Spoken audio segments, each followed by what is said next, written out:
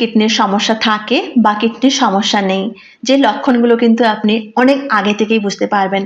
অনেকে কি ভুল করে থাকেন, যে সমস্যাগুলো দেখা দেয় নেগলেক্ট করে দেয়, মনে করেন যে অন্যান্য অসুস্থতার জন্য এই সমস্যাগুলো হচ্ছে, কিন্তু নয়, কিডনির লক্ষণও হতে পারে।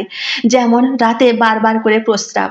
এই রাতে বারবার করে প্রস্রাবের একটা লক্ষণ হতে পারে আপনার কিডনি আস্তে আস্তে করে খারাপ হতে চলেছে, কারণ কিডনি যদি ফিল্টার করতে না পারে আপনার কিন্তু প্রস্রাবের পরিমাণ কিন্তু বেড়ে যেতে পারে। শরীরে বর্জ্য পদার্থ জমে গেলে কিডনি ফিল্টার করতে পারে না, যার ফলে বারবার ধরে প্রস্রাব হতে পারে রাতের বেলায়। চোখের নিচে যদি বারবার করে ফোলা ভাব থাকে তাহলেও এটা কিডনির লক্ষণ হতে পারে, কারণ প্রস্রাবের মধ্যে যদি প্রোটিনের পরিমাণ বেড়ে যায়, চোখের নিচে ফোলা ভাবটা বেড়ে যায়।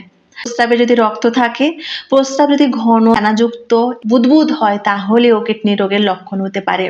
আপনার ক্ষুধা কমে যাওয়া, তাছাড়া ইলেকট্রোলাইটের যদি ইমব্যালেন্স ঘটে তাহলে আপনার পেশি শক্ত হতে পারে। তাছাড়া আপনি দুর্বল ভাব করবেন, মেজাজ আপনার খিটমিটে থাকবে, স্কিনের মধ্যে একটা চেঞ্জেস ঘটবে, খসখসে ভাব থাকবে, এবং সব থেকে বড় হচ্ছে রক্ত অল্পতা, তার জন্য আপনি দুর্বল ফিল করতে পারেন। পা এবং গোড়ালি যদি ফুলে যায় তাহলে ভাবেন কিডনি রোগের লক্ষণ হতে পারে।